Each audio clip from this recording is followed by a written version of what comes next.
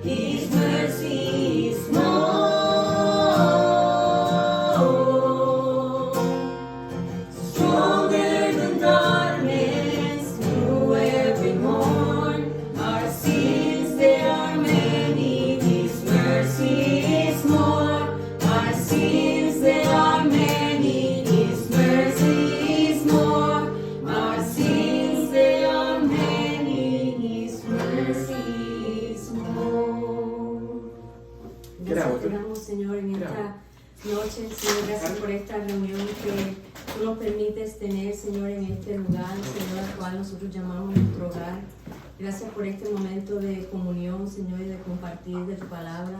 Yo te pido, Espíritu Santo de Dios, que tú nos lleves, Señor, a conocer profundamente, Señor, tu palabra a través de estas enseñanzas, Señor, y lo que tú deseas para nuestra vida, Señor, cristiana, nuestro caminar diario, Señor, y todas las cosas que nosotros debemos hacer, Señor, para traer gloria a tu nombre. Prepara, Señor, nuestra mente, prepara nuestro corazón como una tierra, Señor, fértil, en la cual tu palabra pueda llevar frutos, Señor, al 100 por uno. Oh, Señor, todavía ha de llegar alguna otra persona, Señor, yo te pido también por ella, para que ella también reciba tu enseñanza con agrado, Señor. Y aun si esta palabra nos choca, Señor, o causa en nosotros un malestar, Señor, que sea, Señor, para ser restaurado, Señor, por ella, Señor, de igual manera. Ayúdanos, Señor, en esta noche, en el nombre de Jesús. Amén. La clase de hoy tiene como título ¿Cómo tener un hogar feliz? ¿Cómo tener un hogar feliz? Como ustedes saben, hemos estado trayendo enseñanzas acerca de cómo es nuestra vida después de que llegamos a Cristo, ¿no? Y cómo nuestro caminar es transformado, cómo nuestra vida cotidiana es cambiada después de que venimos a Cristo. Y esta enseñanza de hoy tiene que ver más que todo con nuestra familia. Cómo afecta nuestro caminar en Cristo, cómo afecta nuestra familia. Nosotros vemos en la Biblia que se nos enseña que Dios es quien instituyó la familia, Él fue quien la instituyó. Él planeó que el hombre y la mujer vivieran juntos como esposos y que trajeran hijos al mundo. Y como Él lo hizo, y porque Él lo hizo, nosotros podemos depender de Él y tener la ayuda de Él para poder nosotros tener una familia que sea para la gloria de Dios. Dios nos ayuda al estar presente en nuestros hogares. En un hogar cristiano, Cristo es la cabeza. En un hogar cristiano, Cristo es la cabeza. No así con una familia que no tiene a Cristo.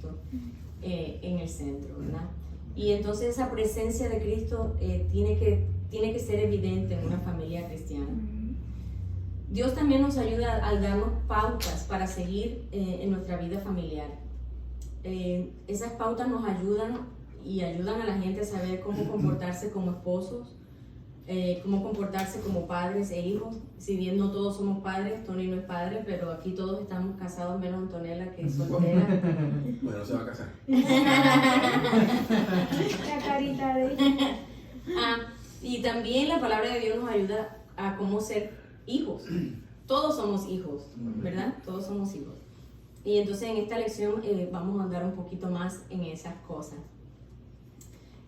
Como primer punto vamos a ver cómo orar por la salvación de nuestra familia, ¿verdad? Y entonces la importancia de cómo saber orar por nuestra familia. Si bien nosotros todavía tenemos, por lo menos en el caso de nosotros, todavía tenemos hijos pequeños, algunos ya adultos, la salvación de nuestros hijos no tiene precio, ¿verdad? Sus necesidades espirituales son muy superiores a sus necesidades físicas y necesitan de nuestras oraciones y oraciones fervientes para pedir por que ellos tengan un arrepentimiento y que ellos puedan llegar a Cristo en fe. Y eso es indispensable para su vida y su crecimiento en la fe. Un escritor llamado Matthew Henry, yo creo que muchos lo hemos escuchado, él tiene un comentario bíblico también, el comentario de Matthew Henry. Él declaró acertadamente que para los padres que mueren es mejor dejar atrás un tesoro de oración por sus hijos que dejar un tesoro de plata y oro.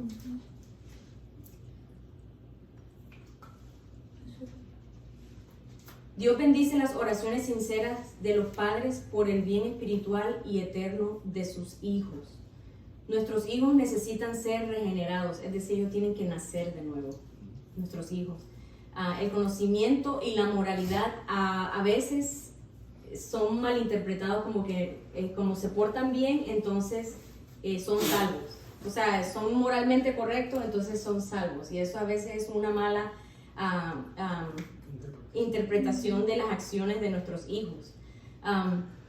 Pero si nuestros hijos no han sido regenerados, sin una regeneración obrada por el Espíritu Santo, sin una convicción de pecado, sin arrepentimiento para la vida, sin fe salvadora, ninguna de estas cosas nosotros no podemos decir que nuestros hijos son salvos. Por eso es importante orar por ellos de esta manera, ¿verdad? Vamos a buscar en Juan 3:5. ¿Qué te dijo, Suri? Que no hoy. Juan 3:5. Alguien que lo tenga lo puede. Amén.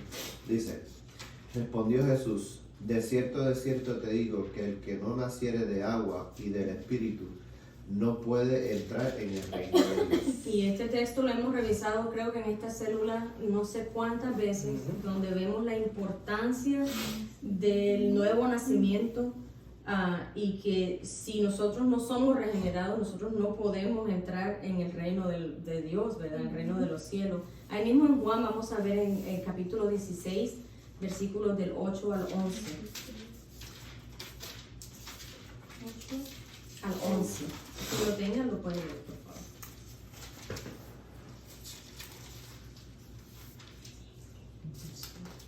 16 del 8 al 11. Amén. Y cuando Él venga, convencerá al mundo de pecado, de justicia y de juicio. De pecado, por cuanto no creen en mí. De justicia, por cuanto voy al Padre y no me veréis jamás. Y de juicio, por cuanto el príncipe de este mundo ha sido ya juzgado.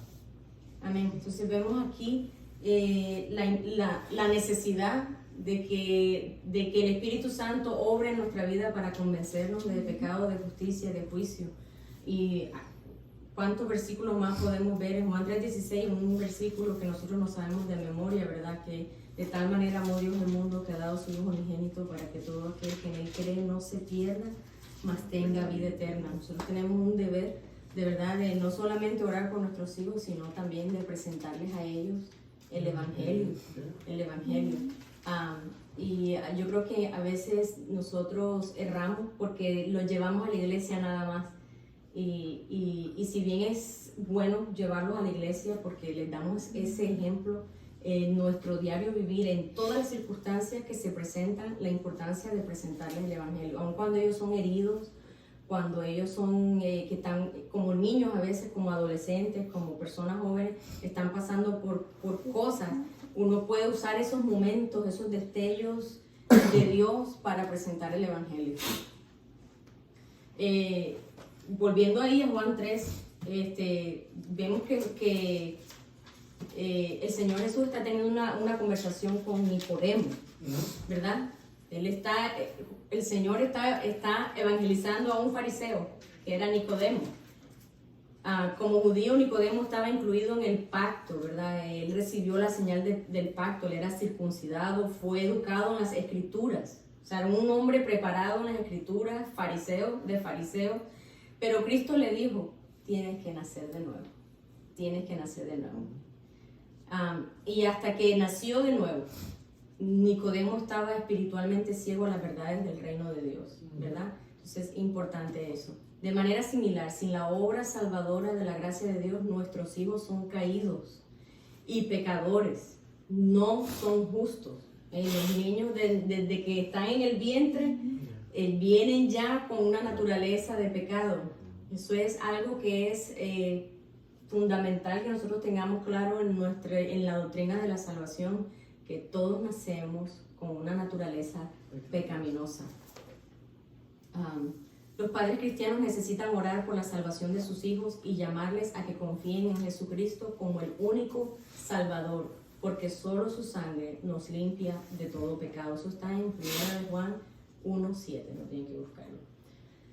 Algo que sí tenemos que recordar es que no hay nada automático en lo que respecta a la salvación. O sea, porque tú eres cristiano, eso no quiere decir que tus hijos lo son o lo van a ser. No hay lugar para la simple suposición. La paternidad cristiana, o sea, cuando estamos en nuestro caminar cristiano, nosotros tenemos que ejercer la fe, ¿verdad? Nuestro caminar tiene que ser movido por nuestra fe, la promesa de Dios que Él nos da de un cimiento sólido para nuestras oraciones y esperanza para nuestros hijos. O sea, nuestra fe está en el Señor, de que Él va a obrar su voluntad en la salvación de nuestros hijos. Y esa debe ser de esa manera debe ser movida nuestra oración. Pero Él también, el Señor nos ordena a que utilicemos los medios que han sido asignados para obtener estos buenos dones. Pregunta, ¿oras diariamente por tus hijos? ¿Oras diariamente con tus hijos? Si no es así, ¿qué puedes esperar del Señor? ¿Qué puedes esperar del Señor? Ya sea que sean o no salvos, puedes decir, por la gracia de Dios, que irrumpes en el trono de misericordia por ellos con un corazón inflamado por su bienestar y por la gloria de Dios. O sea, venimos ante el Señor en súplica por la salvación de nuestros hijos. Una pregunta para nosotros, ¿verdad? Y no solamente por nuestros hijos, sino por nuestros familiares, por nuestros hermanos, por las personas que están más allegadas a nosotros. Hay matrimonios donde un cónyuge es cristiano y el otro no. O sea, estamos haciendo todo esto para procurar, ¿verdad?, venir al Señor en oración por la salvación de ellos. Nosotros podemos orar en fe sabiendo que la salvación de nuestra familia está bajo el control absoluto de la voluntad de Dios. No nos desalentemos si algún miembro de nuestra familia no está en Cristo. Sigamos orando, ¿verdad? No desfallezcamos. Dios obrará su soberana voluntad a través de nuestras oraciones. Nosotros oramos y el Señor obra de manera soberana. Tengamos cuidado. Hay algunos que vamos a leer el texto. Vamos a leer en Hechos 16:31. También lo aplicamos aquí. ¿Puedes leerlo, Señor? 16:31. Sí. 16. 31. Ellos dijeron, cree en el Señor Jesucristo y serás salvo tú y tu casa. Y le hablaron la palabra del Señor a él y a todos los que estaban en su casa. Y sigue el 33. Y él, tomándolos en aquella misma hora de la noche, les lavó las heridas y enseguida se bautizó él con todos los suyos. Entonces a veces nosotros leemos el 31, pero no leemos lo que sigue. ¿Verdad? Leemos el 31, pero nos olvidamos del contexto. Eso va a ser parte de la clase esta de hermenéutica que ustedes están viendo. Ahí está el contexto, ¿viste? Lee para arriba y lee para abajo. Exacto. El contexto no lo dice lo que está antes o después, o a veces el capítulo Yo completo. tengo que leer a veces el capítulo completo para poder entender Sí, por qué que no. toca decir Sí, eso. un ejemplo, yo que por lo menos tú sabes más de la Biblia más que yo, entonces a veces digo, espérate, no entendí, entonces entonces empiezo arriba, todo completo para poder saber entonces. A veces el contexto nos lo da el capítulo completo o el libro completo, es decir, una carta. Cuando tú lees en Gálatas, tú no sabes por qué Pablo está hablando de aquellas cosas en Gálatas 3, de la simiente, de que Cristo es la simiente de Abraham, y caramba, entonces ¿de qué está hablando? Bueno, al 1, Pablo está regañando a estos hermanos porque se estaban volviendo a los judaizantes y no sé qué cosa. Y ve, todo eso te lo da el contexto. Entonces, ese versículo yo no lo puedo leer despegado del que sigue, ni del que sigue, ni del que sigue. Y ahí lo que está diciendo Lucas, que fue el que escribió Hechos, es que Pablo le dijo a él, cree en el Señor Jesucristo y serás salvo tú y tu casa. Pero ¿qué hizo después? Le hablaron la palabra del Señor a él y a todos los que estaban en su casa. O sea, que ellos recibieron la enseñanza del Evangelio. O sea, no fue porque él creyó Automático. y los demás creyeron. No, es que, ¿qué pasó? Todos escucharon la palabra y todos vinieron a hacer profesión de fe. Y el versículo 33 dice que se bautizó él y todos los suyos. ¿Ven? Sí, si fuera de que nuestra casa, ahí lo que está implícito es que nuestra casa puede alcanzar la salvación, porque si tú eres cristiano, tú eres el que le vas a predicar el evangelio a tu familia, y Dios en su soberanía pues hará su perfecta voluntad. Pero por medio de ese cristiano, sea quien sea, está en la obligación, o debería sentirse en la obligación y ser movido a predicarles la palabra de Dios a sus familiares. Es la única manera como ellos van a poder venir a los pies de Cristo. Entonces vamos al siguiente punto, es sea un buen cristiano en el hogar. El objetivo de esto es describir cómo vivir para Cristo en el hogar. Entonces es fácil comportarse como un buen cristiano en la iglesia, pero ¿qué clase de cristiano es usted en su casa? ¿Cuál es el dilema que debería, cuál es el clima que debería palparse en el hogar de un hombre o una mujer regenerado? O sea, alguien que ha nacido de nuevo. ¿Cuál es el clima?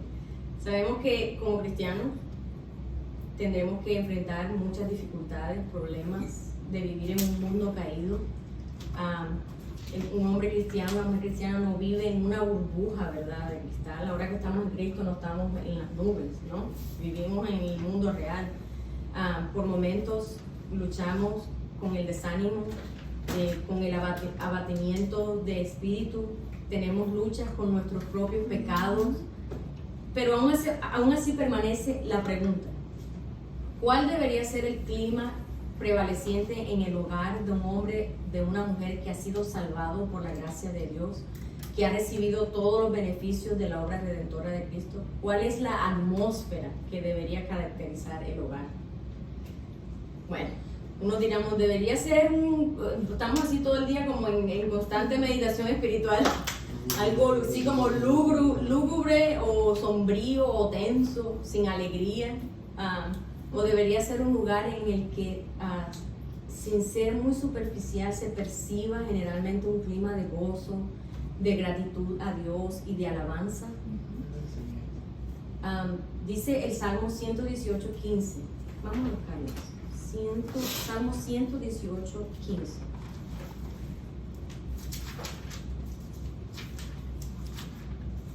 El que lo tenga lo puede leer. Voz de júbilo. Voz de júbilo y de salvación hay en las tiendas de los justos. La diestra de Jehová hace proezas. ¿Verdad? Voz de júbilo y de salvación hay en las tiendas de los justos. Entonces Dios espera que en la casa del justo, del hombre regenerado, el que ha nacido de nuevo, ¿verdad?, se escuchen sus alabanzas. No solo en el contexto más amplio de la adoración en el templo, sino también en el contexto más privado de la vida familiar. Cuando nosotros estudiamos, no voy a dar los textos porque son muchos, en muchas ocasiones en Deuteronomio se insiste una y otra vez en el hecho de que nos gocemos con nuestras familias en las bendiciones de Dios. Por ejemplo, En el 6. vamos a buscar un ejemplo nada más, Deuteronomio 12:7. Deuteronomio 12:7. Si alguien lo tiene, lo puede leer. El 6 también, ¿no?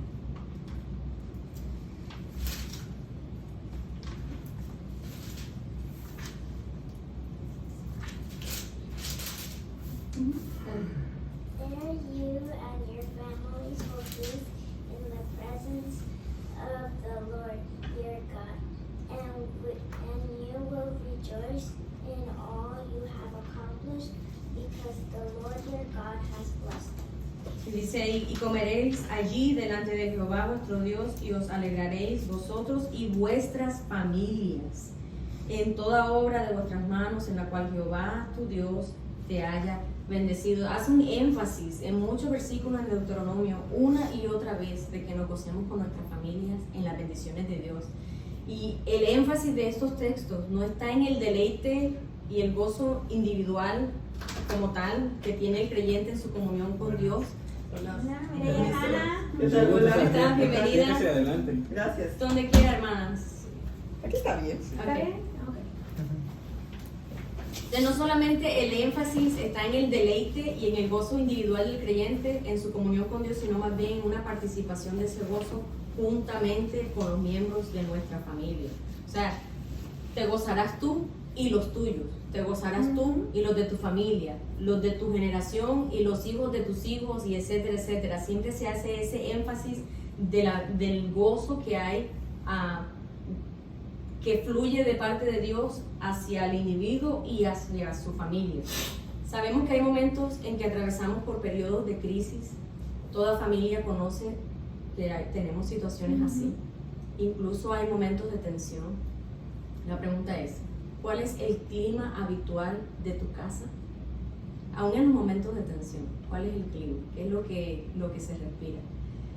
Es un lugar donde no son extrañas e infrecuentes las expresiones de gratitud, de gozo y de alabanza a Dios. Es evidente para las personas que viven cerca de ti que en tu casa Dios es adorado. Eso hablaba a mi corazón mucho porque yo no me considero muy buena vecina. La verdad es que yo no converso con nadie. Y eso que yo trabajo aquí. Y yo no converso con ninguno de mis vecinos. O sea que es muy probable que ellos no sepan que nosotros somos cristianos. Entonces esas cosas llamaban la atención. Pero, y también me llevaba a la reflexión de que nosotros a veces cuando la Biblia nos dice de nuestro prójimo o de nuestro hermano, nosotros siempre nos fijamos fuera del contexto familiar. O sea, si pecaste contra tu hermano, nosotros pensamos, el hermano de allá de la iglesia, no. Es también tu esposo, tu esposa, tu hijo, tu hija. ¿Cómo perciben ellos el ambiente familiar? Son cosas que debemos meditar. No hay una sola cosa en este mundo que pueda llenar el corazón de más gozo y alegría que el hecho de estar cerca de Dios, vivir en comunión con Él y andar en sus caminos.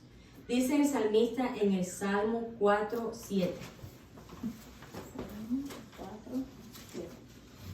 Hermana, necesita una Biblia. Yo de la mesa.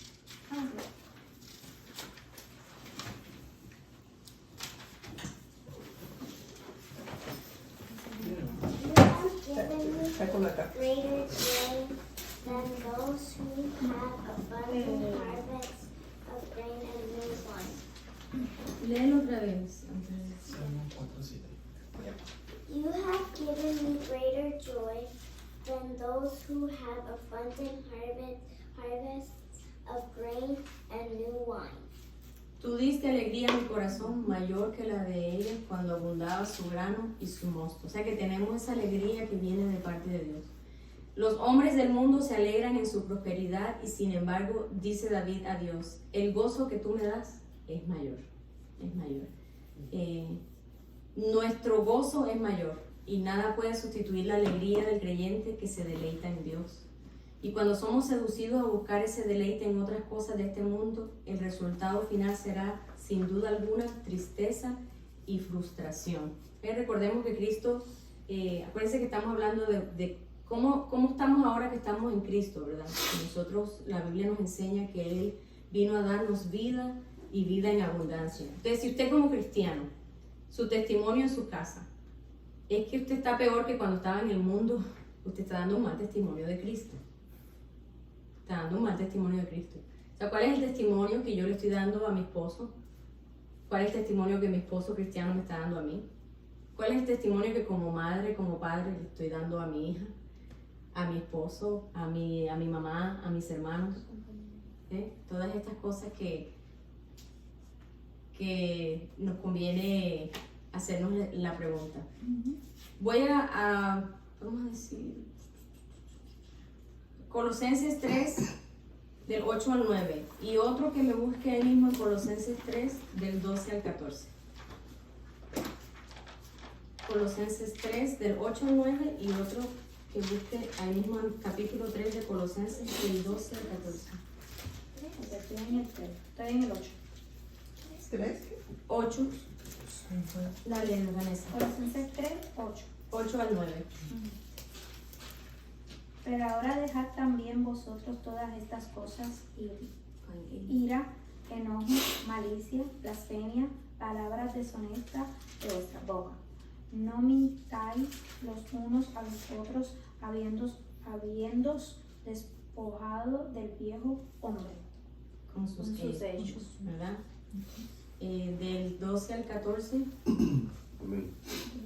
Vestíos, pues, como escogidos de Dios, santos y amados, de entrañable misericordia, de benignidad, de humildad, de mansedumbre, de paciencia, soportándoos unos a otros y perdonándoos unos a otros. Si alguno tuviere queja contra otro, de la manera que Cristo os perdonó, así también hacedlo vosotros. Y sobre todas estas cosas, vestidos de amor, que es el vínculo perfecto. Amén. Entonces son instrucciones que la Biblia nos da. Y pensemos cómo nosotros nos ajustamos a esto que nos está diciendo la Biblia. Estamos dejando el enojo, la ira. El perro no me puede ni ver porque sale corriendo, porque ando así iracundo, ¿verdad? Palabras deshonestas, a veces hablamos feo, ¿verdad? Decimos cosas que ofenden a las personas que están a nuestro alrededor. Él dice, no mintáis los unos a los otros. No mintáis los unos a los otros. Todas estas cosas, cómo mi vida se está reflejando en estas cosas que me está diciendo la palabra. Dice vestidos pues, ¿verdad? De misericordia, de benignidad, de humildad, de mansedumbre. Cómo mi vida se ve reflejada en estos textos bíblicos. ¿Muestra usted aprecio por el trabajo de su esposo o esposa? ¿Por la ayuda de sus hijos o de sus hermanos? ¿Por los sacrificios que sus padres han hecho por usted? ¿Es usted amoroso o egoísta? ¿Es usted malhumorado e irritable o paciente y perdonador?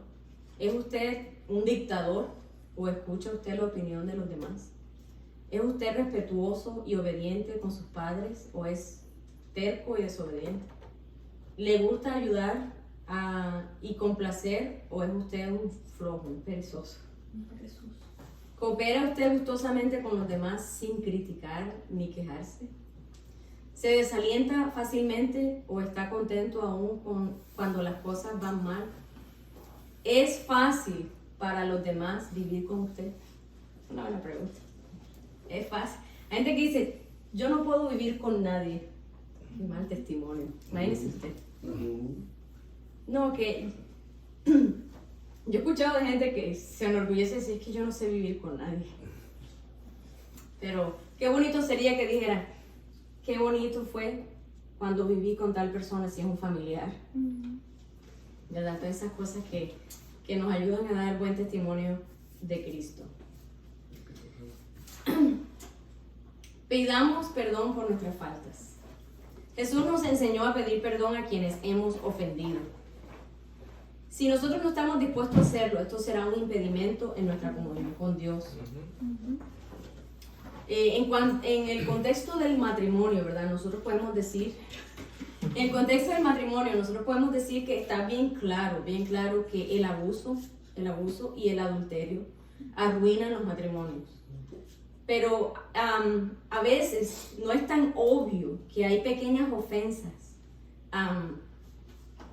que se van guardando en los corazones, que pueden conducir lentamente a la amargura y erosionar la salud matrimonial. Entonces, lo primero que yo voy a hablar es el lado opuesto del perdón. O sea, ¿qué es lo que ocurre cuando estamos ofendiendo o hay ofensas en una relación familiar?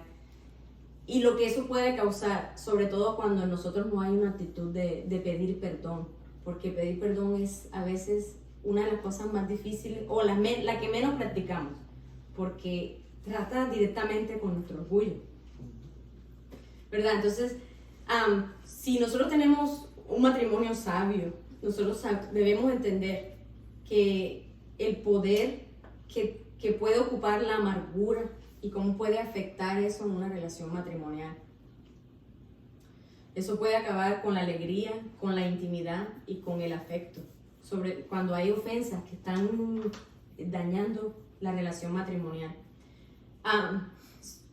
¿Cuántas veces no hemos escuchado? Es que ya yo no amo a mi esposo, o yo no amo a mi esposa.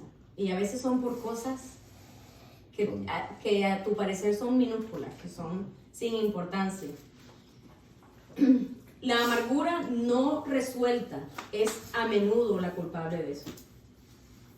Es que dejó siempre deja los zapatos tirados ahí. Ya yo estoy cansada de decirle que recoja los zapatos. ¿Estás oyendo, Sebas?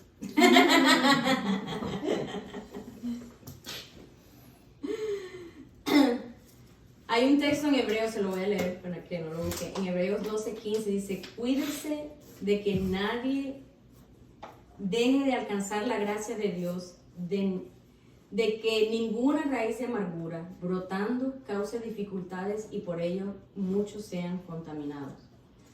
La amargura impenitente, o sea, porque la amargura es un pecado. Entonces, a veces no nos damos cuenta que tenemos amargura y a veces nos damos cuenta que tenemos amargura y no nos arrepentimos delante de Dios. Eso a veces es como una bola de nieve que va creciendo. ¿Es lo mismo que la queja? ¿O hace parte? Pudiera ser parte de la queja. Si esta amargura no se resiste, eventualmente se convertirá en una avalancha y aplastará todo a su paso. La esposa que critica a su esposo en lugar de escuchar, y él se guarda ese resentimiento. No perdona, se acumulan otros resentimientos. La alienación se hace más y más amplia, o sea, se va a esa separación, ¿verdad? El esposo repetidamente no llama a su esposa para decirle que va a llegar tarde. ¿Dónde estás? Te estoy viendo en el mapa. Porque yo le digo, Ari, saliste. No me conteste, me está al frente. O está llegando. Y yo, ¿por qué no me contesta? Estoy aquí, ¿para qué te voy a contestar? Entonces, la esposa, ¿verdad?, amontona ese resentimiento. Otras quejas, ¿verdad?, se acumulan. Y vamos a ver, 3 años después, están separados. Un snowball. Sí. Comienza chiquitito, y bajando, y se hace Y como grande. las mujeres dicen que no somos matemáticas históricas, sino histéricas. El 3 de marzo. Sí. Tenemos la memoria de la 8:37. Y yo, hombre. Y vemos también que la falta de voluntad para perdonar también contaminará nuestra relación con Dios. El Señor Jesús nos da una fuerte advertencia en Mateo 6, 14 al 15. Mateo 6, 14 al 15. Y esos versículos que vamos a leer, si te das cuenta, vienen inmediatamente después de que él termina el Padre Nuestro. Y es la única cláusula dentro del Padre Nuestro que él está extendiendo, a la que le da más énfasis. Sí, sí. Dale, Antonella. If you forgive those who sin against you, your heavenly Father will forgive you. But if you refuse to forgive others, your Father will not forgive your sins. Ven y vemos, porque si ustedes perdonan a los hombres sus transgresiones, también su Padre Celestial les perdonará a ustedes. Pero si no perdonan a los hombres, tampoco su Padre les perdonará a ustedes sus transgresiones. Y la Escritura es clara de que si nosotros hemos sido perdonados como perdonados que hemos sido por Dios, nosotros debemos tener la misma misericordia que Dios tuvo con nosotros hacia aquellos que nos han ofendido. La Escritura también dice en 1 de Pedro 4:8.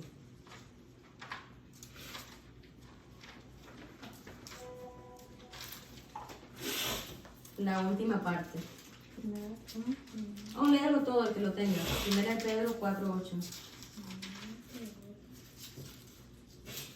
Y ante todo, tener entre vosotros ferviente amor, porque el amor cubrirá multitud de pecados. Tener entre vosotros ferviente amor. Acuérdense, no aplique ese versículo al hermano de la iglesia. Aplíquelo al que está viviendo con usted. Aplíqueselo a su esposo o a su esposa, ¿verdad? El amor cubre una multitud de pecados. Y la persona sabia estará dispuesta a pasar por alto la ofensa, ¿verdad? Pasar por alto la ofensa. Hay veces que estamos obstinados en que nos pidan perdón. Es que me ofendió, me debe pedir perdón. Pero nuestra actitud debe ser, le voy a pasar por alto la ofensa. Me ofendió, le voy a pasar por alto. Que el perdonar esa parte hace parte del perdonar, del no recibir ningún tipo de, o sea, no esperar ningún tipo de retribución. Entonces, bueno, ya yo lo perdono, pero él no tiene que venir a pedir perdón. Y volviendo a Mateo 6, 14, 15, ¿cómo lidias tú con eso cuando no es un cristiano? Si dentro de tu mismo núcleo familiar, tu hermano o tus hijos ya mayores de edad no son cristianos, o tu cónyuge no es cristiano, pues descansa en la cruz. Pero si es un cristiano, debes entender que por ese pecado que él te cometió, Cristo murió ya por ese pecado en la cruz. Pero hay personas, lo que tú dices, por ejemplo, el orgullo de, dice, no, yo no le voy a pedir perdón, pero hay veces el orgullo es de la otra persona, que uno pide perdón y esa persona se le tiene que uno arrodillarse y no, que usted no me lo dijo, o uno de mil maneras lo dice, y es la otra persona. Exacto. No. Pero entonces uno ya como que... Ya libró nuestra responsabilidad, sí. Yo voy a leer en Proverbios 19:11, dice, la cordura del hombre detiene su furor, y es un honor para él pasar por alto la ofensa. ¿Cómo se vive eso día tras día en la relación terrenal más íntima entre dos pecadores? O sea, yo como pecadora y mi esposo como pecador, los dos somos pecadores. ¿Cómo vivimos eso en nuestra vida diaria? ¿Cómo nos pasamos por alto diariamente nuestras ofensas? Porque estoy segura que Seba me pasa por alto muchas. Muchas, sí, muchas.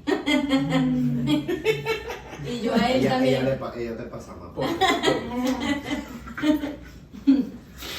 Yo a veces tengo discusiones mentales con Seba y en mi mente también ya me libero de eso y ya vivo como si nada. Porque digo, hay cosas que hay que pasar por alto. Si nos ponemos a discutir por cada cosa, como cuando uno está recién casado, que apenas se está conociendo, que uno pelea por todo, ¿verdad que sí? Todo a uno le molesta. Oye, la pasta es por abajo, no por arriba. Y uno se pelea por todo, pero es que tú me dijiste, pero es que tú no me dijiste, pero es que tú yo te... Y ya después como que uno dice, no hombre, yo por aquí voy a ponerme a pelear por eso. Lo voy a dejar pasar.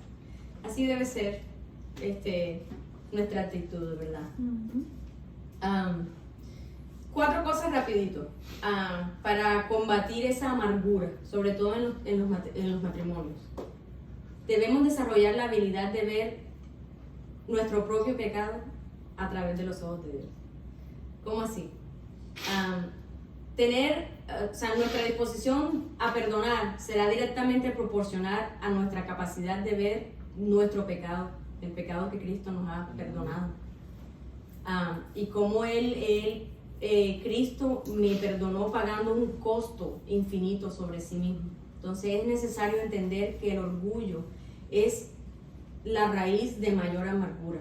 El orgullo me hace ver mi propio pecado de manera borrosa. O sea, mi orgullo no me deja ver claramente mi pecado, pero me hace ver claramente el de mi esposo, me hace ver claramente aún el de mis hijos, ¿verdad?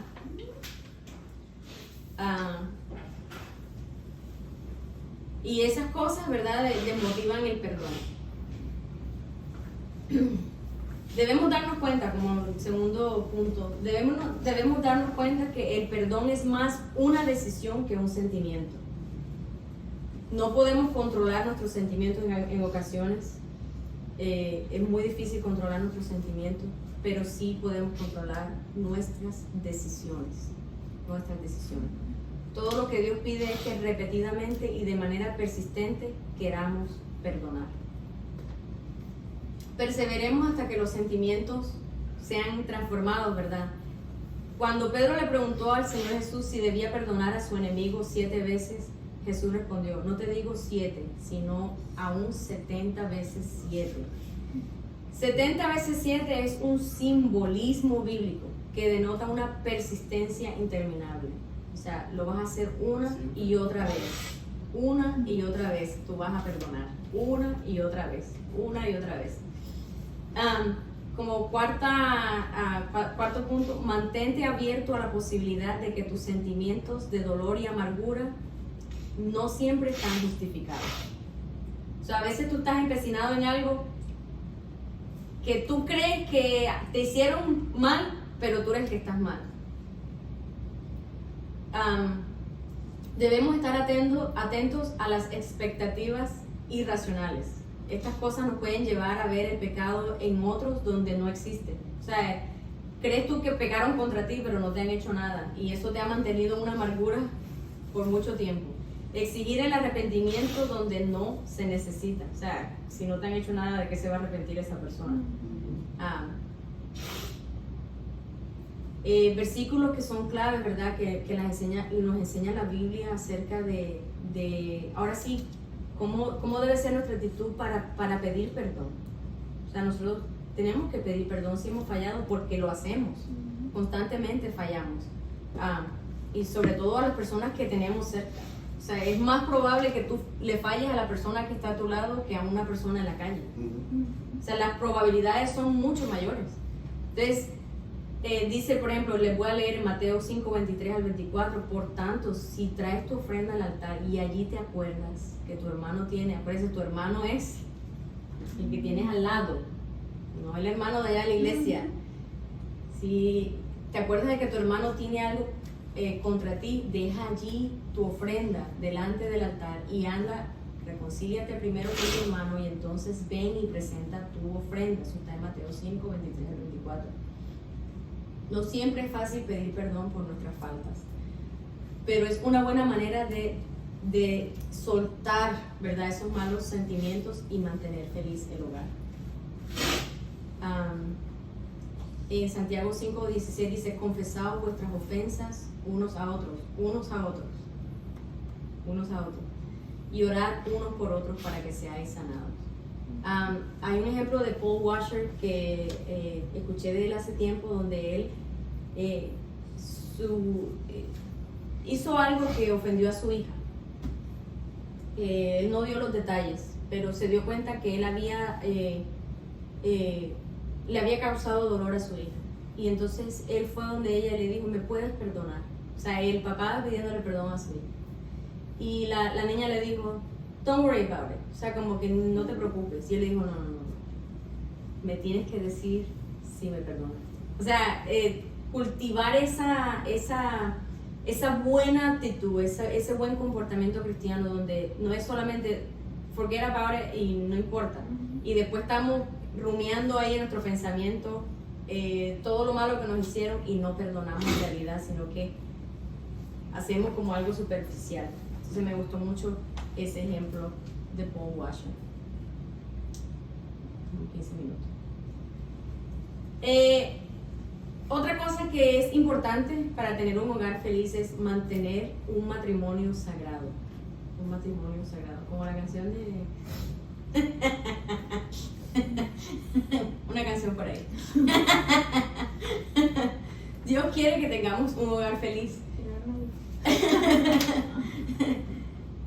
Y el Señor, ¿verdad?, nos da las pautas, la palabra de Dios nos da las pautas para ayudarnos a tener un matrimonio feliz. Al principio de la creación, dice en Marcos 10, del 6 al 9, vamos a leerlo, Marcos 10, del 6 al 9.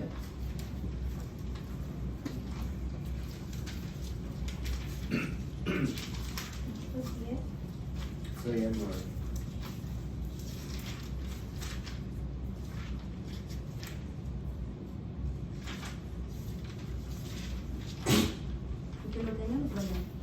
Pero al principio de la creación, varón y hembra lo hizo Dios. Por esto dejará el hombre a su padre y a su madre y se unirá a su mujer, y los dos serán una sola carne. Así que no son ya más dos, sino uno. Por tanto, lo que Dios juntó, no lo separe el hombre. La realidad del matrimonio que la Biblia presenta es la de morir al yo para la gloria de Dios y por el bienestar del otro. El Señor nos dice también en Génesis 2:24, se lo voy a leer: por tanto el hombre dejará a su padre y a su madre y se unirá a su mujer y serán una sola carne. Eso es también paráfrasis de lo que acabamos de leer ahorita en Marcos. El matrimonio implica unidad y morir al individualismo para vivir junto a otra persona. Mi vida ya no se trata solo de mí, porque ya no estoy solo, sino que estoy unido a otro. El matrimonio debe ser la unión de dos vidas para reflejar el glorioso evangelio. Por eso la importancia de matrimonios cristianos que están de verdad basados en la palabra de Dios, reflejando la gloria del evangelio. La verdad es que a mí me cuesta mucho, y eso se lo digo a nota personal, sin tener nada en contra de nadie, ver matrimonios donde dos cristianos se divorcian, porque eso no es un reflejo del evangelio. Imagínese usted a Cristo divorciándose de su esposa a la iglesia. No es posible, no es posible. Eso sin tener nada en contra de cristianos que se han divorciado. El glorioso evangelio es donde Dios más claramente refleja su gloria, ya que es un Dios soberano y santo, y Él da su vida por pecadores que no lo merecen, por medio de la vida, la muerte y la resurrección de Jesús. El matrimonio refleja esta gloriosa realidad al dar nuestra vida por el bien de otro. El Señor nos presenta en Efesios 5, del 22 al 33, no lo busque, una hermosa imagen de la unidad que se manifiesta en la relación de Cristo y la iglesia, y que debe ser reflejada por el esposo y la esposa. Es importante recordar siempre que no nos hemos casado para ser felices. ¿Cuánto de que yo me casé porque me casé con el hombre de mis sueños, qué feliz voy a ser? No nos casamos por esa razón, sino para darle gloria a Dios y para que por medio de nuestro matrimonio otros puedan ver el reflejo de la gloria de Dios, ya que estamos imitando la hermosa relación entre Cristo y su iglesia. Muchas parejas hoy viven sin casarse. Entonces, cuando ya vienen a Cristo, ¿verdad?, deben casarse para poder reflejar el glorioso evangelio de Cristo. Y eso es verdad que eso da testimonio a aquellos que no conocen a Cristo, porque el matrimonio, como ya hemos dicho, refleja la gloria de Cristo, la gloria del evangelio. La palabra de Dios se opone fuertemente a todo tipo de relación sexual fuera del matrimonio, Prohíbe estrictamente toda coquetería o relación amorosa ilícita de cualquiera de los cónyuges con otra persona.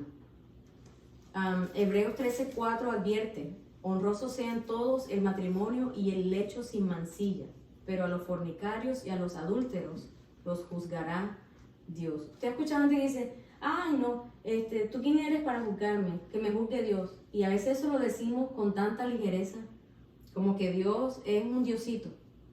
Como que Dios es un diosito y no es un Dios santo, santo, santo, que está airado contra el pecador. Así que tengamos cuidado de no humanizar a Dios, ¿verdad? Que dice: pero a los fornicarios y a los adúlteros los juzgará Dios. Las parejas que mantienen sus votos matrimoniales disfrutan de grandes bendiciones, ¿verdad? Pueden confiarse mutuamente porque saben que son fieles en sus pensamientos, en sus palabras, en sus hechos. Un buen matrimonio es libre de engaño, de sospecha, de celos, de infidelidad. Nosotros no somos como, no sé si usted a veces le sale en los reels de Facebook o de Instagram que dejó el celular ahí, la esposa va y lo coge y el hombre se pone así medio histérico porque ni Dios lo quiera de que yo le revise el celular a mi esposo, porque esas cuestiones de desconfianza donde yo no puedo revisarle el celular a mi esposo ni él me puede revisar el mío, donde yo no me sé el PIN para entrar al celular porque eso es mío y eso es de él y no es mío y yo no tengo derecho. Eso no existe en el matrimonio.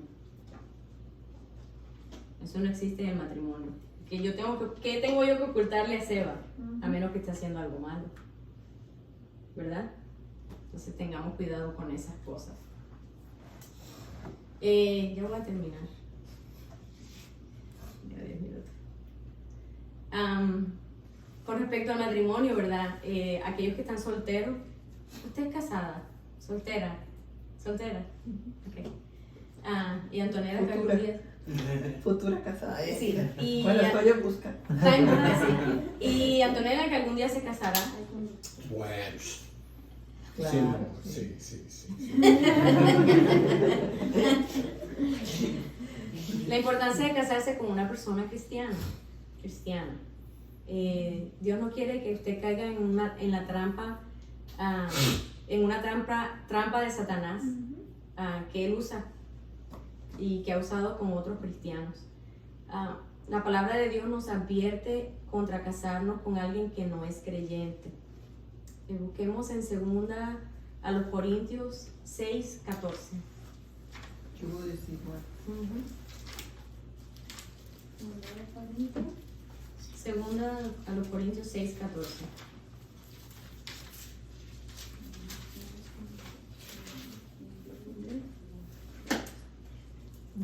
No os unáis en yugo desigual con los incrédulos, porque ¿qué compañerismo tiene la justicia con la injusticia? ¿Y qué comunión la luz con las tinieblas? ¿Verdad? Es un versículo que lo hemos escuchado cuántas veces, ¿verdad? La palabra de Dios nos advierte en casarnos con alguien que no es creyente, y ese versículo aplica en nuestra elección de nuestros cónyuges, y eso aplica en otras situaciones también. Un negocio que tú vas a hacer, te vas a juntar con un incrédulo, y si él quiere hacer una maraña y tú no porque eres cristiano, hay un problema. Y así tú puedes aplicar eso en muchas circunstancias, y eso aplica también para la elección de un esposo o una esposa. A la luz de esta enseñanza bíblica entendemos que una persona que ama a Dios y quiere vivir para su gloria no debe casarse con otra que no sea creyente, por muy respetuosa o comprensiva que sea. Eso sería desobediencia a Dios. Por supuesto que si usted ya está casado con alguien que no es un verdadero cristiano, su deber es orar y tratar de ganárselo para Cristo. Usted ha de ser un esposo fiel y dejar que su luz brille para Dios en su hogar. Pero si usted todavía está soltero y se va a casar, cerciórese de casarse con un cristiano. Esta es la única manera en que puede tener verdadera unidad y paz en su vida familiar. Vamos a buscar ahí en primera a los Corintios 7, del 12 al 16. Y estos versículos nos hablan acerca de aquellos que se han casado con una persona inconversa. Primera a los Corintios 7, del 12 al 16. La Biblia enseña de todo, hermano. De todo. En la Biblia está todo. Y a los demás yo digo, no el Señor. Si algún hermano tiene mujer que no sea creyente y ella consiente en vivir con él, no la abandone. Y si una mujer tiene marido que no sea creyente y él consiente en vivir con ella, no lo abandone. Porque el marido incrédulo es santificado en la mujer y la mujer incrédula en el marido. Pues de otra manera vuestros hijos serían inmundos, mientras que ahora son santos. Pero si el incrédulo se separa, sepárese, pues no está el hermano o la hermana sujeto a servidumbre en semejante caso, sino que a paz nos llamó Dios. ¿Por qué? ¿Qué sabéis tú, oh mujer, si quizás harás salvo a tu marido? ¿O qué sabes tú, oh marido, si quizás harás salvo a tu mujer? Entonces, si estamos ya casados y tú estás casado por un converso, quédate ahí. Quédate ahí, persevera por ti, por tu matrimonio y por salvar el alma de tu esposo. Ahora, si él te quiere dejar porque no quiere estar contigo, eso es otro asunto, y eso es lo que está hablando ahí, porque a paz nos ha llamado el Señor. Pero si estás llevándote bien, cordialmente con él, aunque sea incrédulo, te estás llevando bien con él y entre comillas estás teniendo un buen matrimonio a pesar de la diferencia de fe, quédate ahí, tranquilo, y ora por la salvación de tu esposo o de tu esposa. Amén. También Pedro hace una exhortación similar a las esposas cuando dice: mujeres, estén sujetas a sus maridos, de modo que si algunos de ellos son desobedientes a la palabra, puedan ser ganados sin palabra alguna por la conducta de sus mujeres. Eso está en 1 de Pedro 3:1. Eso me acuerdo cuando a la iglesia que nosotros íbamos en Puerto Rico, la señora que nos dio el testimonio de ella, que ella se sentaba atrás y tenía esa silla solita. Ella oraba esa silla para su esposo y oraba esa silla para su esposo y no dejaba que nadie se sentara ahí porque eso era de su esposo, hasta que su esposo aceptó al Señor y todo. Y es como dice en la Biblia, ella siguió orando hasta que él pudo llegar. Y ya para terminar, ¿cuál es el modelo de Dios para la vida familiar? A los que son padres, sea un buen padre. Los padres son responsables ante Dios de cuidar bien a sus hijos, de proveer sus necesidades materiales, espirituales de sus hijos, de su familia. No solamente deben darle a sus hijos cuidado amoroso, sino también espiritual, ¿verdad? Esa atención y para sus necesidades. Hay un versículo en 1 Timoteo 5:8, no lo busque, yo se lo voy a leer. Si alguno no provee para los suyos y mayormente para los de su casa, ha negado la fe y es peor que un incrédulo. O sea, que un padre que no provee para sus hijos, para su familia y es creyente, viene a ser peor que un incrédulo. Yo sé que hay circunstancias, hermano, esto a la luz de las circunstancias, pero el hombre... O sea, estamos hablando de alguien que no quiere buscar trabajo, o sea, que tiene las posibilidades pero no quiere. Y hay hombres también que no quieren pasarle dinero. Y no tiene y trabaja, pero no quiere. Importante también enseñar a nuestros hijos a amar a Dios, orar juntos con ellos, ¿verdad? Darle gracias a Dios por nuestras bendiciones que tenemos como familia. En Efesios 6:4 dice Pablo: y vosotros padres no provoquéis a ir a vuestros hijos, sino criadlos en disciplina y amonestación del Señor. O sea, no solamente queremos hijos bien disciplinados, bien portados, sino hijos que vengan a Cristo, ¿verdad? Y por último, amar a nuestra familia, amarlo. Así como el Señor nos ha demostrado su amor, y nosotros debemos amar a nuestras familias. ¿Amén? ¿Alguna pregunta? Saquen una más en esa. Sí, me quedó un minuto de secreto. Un minuto me queda. Ahora tú. Gracias, Señor, te damos por esta reunión, Padre. Gracias primeramente, Jesús, por un día más de vida.